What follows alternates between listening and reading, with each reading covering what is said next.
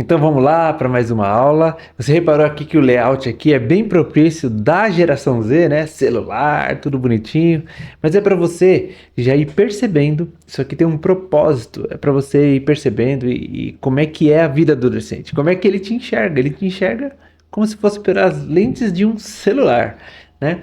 Essa é a vida do adolescente. E o que nós estamos ensinando aqui nessas aulas é você agora, principalmente agora a visão dos filhos, é para você imergir no mundo dele, tá bom? Então nós vamos navegar aqui na forma como os adolescentes pensam, o que eles pensam a seu respeito, como ele te enxerga, né? E hoje nós vamos falar aí, ó, sobre a visão da geração Z sobre a autoridade parental. O que que ele pensa de você, né? Então, como ele te enxerga. Então agora, vou deixar você vou te falar um pouco sobre essa geração, né? O que a gente tem que entender melhor.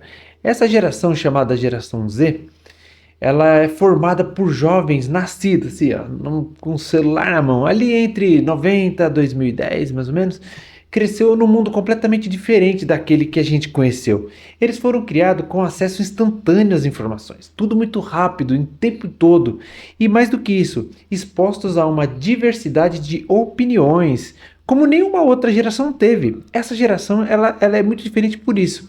Estudos indicam que essa é a geração mais diferente de todas que existiram, né? Porque é a geração da tecnologia. E sabe o que isso muda na prática? Tudo, muda tudo, principalmente na forma como eles enxergam a autoridade. Inclusive, a sua autoridade de mãe e de pai é muito diferente. Diferente das gerações anteriores, que geralmente aceitavam ordens sem muita discussão, a geração Z, ela questiona. E uma coisa que você tem que ficar muito atenta, mãe, é que às vezes o questionamento do seu filho não é para te provocar, é porque ele não sabe perguntar de outro jeito. Então gera aquele tipo, você tá me tirando minha autoridade? Procure tentar fazer essa leitura a respeito do tipo de pergunta que está sendo feito, tá? Porque essa geração, eles valorizam diálogo, eles valorizam coerência. Se você falou para fazer uma coisa, para ele fazer uma coisa e você não faz, para ele não é coerente, não tem que fazer sentido. É a palavra que eu sempre coloco aqui, tem que fazer sentido na cabeça do adolescente. E ele precisa de autenticidade. Se ele não perceber que aquilo é autêntico, é feito de coração, mesmo que seja uma ordem, que não seja algo que é para prejudicar, ele entende a autenticidade daquilo. Ele vai obedecer. Então, para eles, autoridade não é um título automático. Não basta ser pai ou mãe para ser respeitado por eles. É preciso conquistar o respeito deles com consistência, com escuta e com presença, principalmente. E tem dados que confirmam isso. Olha só o que temos aqui, ó. Presta atenção nessas informações. Pesquisas recentes mostram que esses jovens valorizam muito a comunicação direta e o feedback construtivo. E isso não é só no trabalho. Não é só lá, não. É no ambiente familiar também. É a mesma coisa. Para eles é a mesma coisa. Quando um adolescente da Gen Z se sente ouvido, compreendido, a chance dele aceitar a sua orientação, confiar em você, aumenta muito. Para eles, autoridade não é imposição, é influência, é colaboração. Se ele puder fazer parte do todo, ele se sente melhor, ele obedece mais. Ó, um estudo feito pela Resume, deve ser em francês, pela Resume Templates, mostrou algo curioso. 70% dos jovens da Gen Z pedem ajuda para os pais. E 25% deles chegam até levar os pais para entrevistas de emprego. Olha como mudou. Eu entrevistei uma vez um Gen Z. Eu queria renovar a minha equipe. Eu era gestor de TI e eu queria renovar minha equipe de programadores. Então eu resolvi contratar o menor aprendiz, né? Falei, vamos contratar um menor aprendiz aqui, vou ensinar ele, porque aí se molda a nossa forma de trabalho, vai ser bem melhor e tal. E eu feliz da vida, né? Falei, vamos lá. Você acredita que durante a entrevista, eu tava fazendo perguntas para ele sobre o que ele sabia, o que ele trabalha, como é que ele era em casa, etc e tal.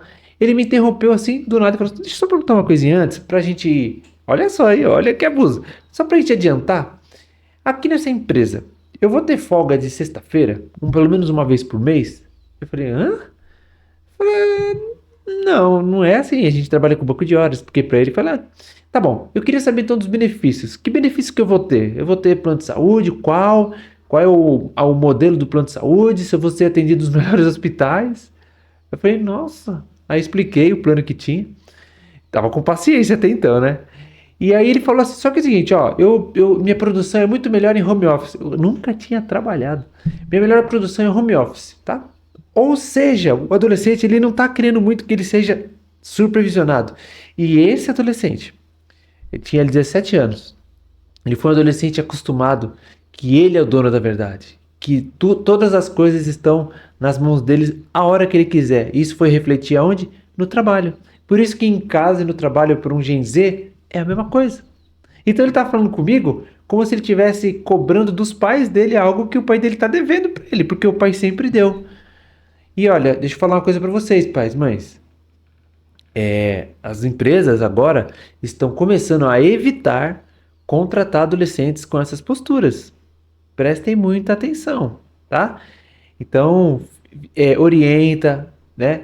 Seu filho vai na entrevista com você, opa, então ele não está preparado ainda para a vida. Ele tem que ir sozinho, ele tem que pegar o ônibus, metrô e ir embora lá. Senão ele não vai aprender. Ele tem que aprender a se virar, tem que aprender a pegar o ônibus, tem que aprender a ir e voltar.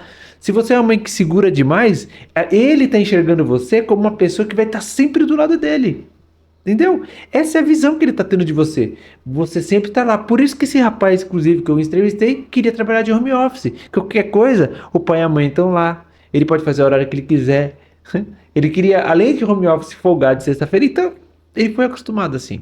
Presta muita atenção que as empresas estão voltando a contratar os mais velhos, hein? Ó, tem mercado para mim ainda como programador, se eu quiser. Porque a Gen Z não está afim de trabalhar mais de uma forma hierárquica, né? Então, repara que um jovem assim vai começar a se dar muito mal na vida. Ele vai ter que aprender, duras penas. Ou seja, eles querem apoio sim, seu, mas eles precisam de vocês, muito de vocês.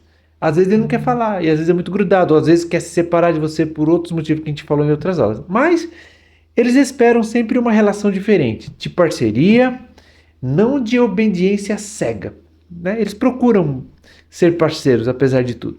E é por isso que a gente precisa mudar a forma como se comunica com eles. A forma como corrige, a forma como orienta, a forma como se faz presente. Eles não querem perfeição, eles querem verdade, eles querem a coerência, eles querem uma conexão. E é isso que eu vou ajudar você a construir daqui para frente. Então, vamos pensar em alguns passos. Vou te dar alguns passos aqui, você já começa a anotar aí, ou depois da volta aqui nessa aula e assiste de novo, mas não perca esses passos, tá? Passo 1. Estabeleça com ele um diálogo aberto e honesto, tá? Segundo o psicólogo Carl Rogers, que é esse senhor que está aparecendo aí na tela, criador da abordagem centrada na pessoa, escutar de forma empática é uma das formas mais potentes de transformação nas relações humanas. Prestou atenção nisso?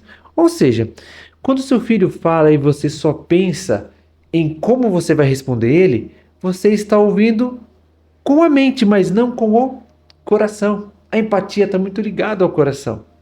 E o coração dele percebe isso, né? Qual que era a sua pergunta lá na minissérie? Como é que eu conecto com o coração do meu filho? Eu recebi muitas perguntas assim. A dificuldade de estar conectado com ele. Então, escutar de forma empática. Então, você pode criar um ambiente empático, né? Onde seu filho se sinta seguro para expressar suas opiniões e questionamentos sem medo de julgamento. Então, não interrompa ele na hora de falar. Ouça ativamente e valide o seu sentimento, mesmo que você não concorde com o que ele fala, tá bom? Siga firme lá. Você lembra o que é validar sentimentos, né? Quando eu falo de validar, você lembra, né? Validar é tipo ouvir e dizer para ele aquilo que ele falou, que você percebeu que é mais profundo. Por exemplo, ele falou um monte de coisa e você fala: Nossa, puxa vida, dói muito mesmo. Eu já senti essa dor, eu sei o que você está sentindo. Você validou. Se o adolescente sente que a dor dele foi validada, ele vai te escutar muito mais. A neurociência fala isso. A neurociência mostra que o cérebro adolescente ainda está em construção, especialmente na área responsável pelo controle emocional. Por isso que eles são desesperados. O córtex pré-frontal que eu já falei para vocês tantas vezes. Isso significa que eles sentem mais intensidade e ainda não sabem regular tudo isso. de maneira sozinha. Então eles ficam desesperados. Já Harvard, um estudo de Harvard, da Harvard Medical School, diz o seguinte: quando o adolescente sente que a sua dor é ridicularizada ou minimizada, ele se fecha emocionalmente. Acabou. Aí é para abrir essas portas vai ser muito difícil. Então, isso bloqueia o seu vínculo com o seu adolescente. Então, ó, passo 1, estabeleça um diálogo aberto e honesto com o seu filho. 2, explique as razões por trás das regras. Ao invés de ficar só impondo regras, dedique um tempo para explicar o porquê delas. Lembra, tem que fazer sentido. A geração Z valoriza a lógica e transparência. Eles valorizam isso. Apesar de tanta turbulência, tanta causa emocional, mas isso eles estão buscando, está na mente deles ali o tempo inteiro. Então, quando você compreende a razão por trás de uma decisão, então aumenta demais a probabilidade dele aceitar. Lembra que você está no lugar dele agora, você está como se fosse um adolescente, tá? Então, e deixe ele também validar as regras, sabe? Deixe ele participar dos limites que você vai pôr. Filho, ó, a gente precisa pôr limite nas coisas aqui, beleza? Não pode ser bagunçado assim, a gente tem que ter organização, tal, tal, tal. Vamos organizar aqui? O que você acha disso, disso? Deixa ele falar. Deixa ele escolher as regras. Aí vai ter umas regras que, obviamente, ele vai puxar a sardinha pro lado dele. Aí você fala, filho, não, mas tá muito solto, você não acha? Vamos fazer o seguinte, então, ao invés de, sei lá, 3 horas de internet, vai ser 2 horas e 20 internet, depois 40 minutos pra gente fazer outra coisa, uma conversa junto, um diálogo, sair um pouco, nada de conexão na internet, nem videogame, nada disso, entendeu? Então você explica para ele como é que funciona e o porquê. Aí você fala, por que, filho? Isso cansa os olhos, isso faz você não dormir direito, isso faz com que você não estude direito, não consiga tirar as notas boas, por isso que você está indo tão ruim nas provas. Isso, fala pra ele que é neurociência. Você pode pesquisar aí que você vai ver, você mostra, você prova pra ele. Lembra que pra ele tem que ter coerência, tem que ter sentido. Então você mostrando coerência e sentido pra ele, ele vai aceitar, tá bom? Então explique as razões por trás dessas regras, tá? Sempre com muita coerência. O passo 3 é você ser consciente e coerente. Olha só, consciente e coerente. Lembra que eles trabalham com a coerência, né? A inconsistência mina a sua autoridade. Então, se uma hora você fala que não, outra hora você fala que pode, outra hora você fala que não vai, e daqui a pouco, pode ir, filho. Pô, pra ele, então, você perdeu sua autoridade. Não tá tendo nem consistência, nem coerência. Consistência de falar, essa é a regra e acabou, nós vamos seguir, nós combinamos. Coerência, se você falou que vai fazer, cumpre. Então, mantenha as palavras sempre alinhadas. Tudo que você prometeu, vá. Né? Se você estabeleceu limite, certifique-se de que elas estejam alinhadas de uma forma consistente. Essa é muito importante, tá? Seja consistente e coerente. Um quarto passo para você é incentivar a autonomia dele e a tomada de decisões. Dê ao seu filho espaço para ele tomar suas próprias decisões e aprender com as consequências, sempre dando limites seguros para eles. Um exemplo que me veio agora aqui na cabeça, muito simples, que aconteceu comigo. Eu insistia com meu pai que eu não ia atrasar, que sempre ia dar tempo para chegar na escola. Aí um dia ele falou assim, tá bom, então vai. Vamos ver se você vai chegar. Aí me atrasei, né? Baguncei tudo. Quando eu fui ver, passou o ônibus. Aí eu falei, pai, me leva na escola. Eu falei, não, agora você vai a pé. Eu fui a pé para a escola. Dei uma boa caminhada, cheguei lá todo suado, quase não consegui entrar. Mas eu aprendi com as consequências que eu tinha que ser mais organizado. Então, assim, seja incentivador do seu filho para as coisas corretas, para que ele também perceba as consequências quando errar. Porque a palavra consequência ela é cruel, porque dá a impressão que é uma coisa ruim, né? Mas quando ele fizer coisa boa, as consequências são boas também. Então, vai liberando um pouco, mas sempre ali no seu controle. Isso fortalece demais a autoconfiança e o senso de responsabilidade. E o quinto passo, participe ativamente, preste atenção, ativamente da vida digital do seu filho. Demonstre interesse genuíno pelo mundo online do seu filho. Entenda que plataformas eles usam, os desafios que eles enfrentam, as oportunidades que surgem. Isso não é apenas sobre monitorar, não é só monitoramento, mas é sobre conexão, compreensão do universo deles. Mesmo que ele já tenha 17, 18 anos mesmo que ele tenha já perto aí dos seus 18 anos mesmo, mas se é você que paga as contas dele, se é você que toma conta dele, se ele não faz nada em casa que traga recursos próprios para que ele mesmo tenha sua internet e seus joguinhos, opa, você é autoridade. Não abra mão dessa autoridade de maneira nenhuma. Nenhuma. Ele deve ser, mesmo se ele se achando um adulto lá com 17 anos, a autoridade ainda é você. E aí você tem que ter essa autoridade sobre ele. Não é passar a mão, não é ser amiguinho, é ir pra cima mesmo. Com força, consistência e coerência. Então lembre-se de todos os passos anteriores, tá bom? E vá adicionando com calma e cuidado ao que você faz, né, do dia a dia, até chegar até aqui nesse último ponto, tá? Nessa aqui, muitas vezes, para alguns, é a fase mais crítica, né? Que é você participar da atividade digital dele. Mas ele vai te respeitar. Vai ter uma dificuldadezinha, mas vai. Então, muito obrigado por você que ficou até aqui nessa aula. E coloque em prática. Vá com calma, que eu tenho certeza que isso vai dar certo, com certeza. Tenha fé, tenha disposição, tenha alegria que vai dar certo e bora para a próxima aula.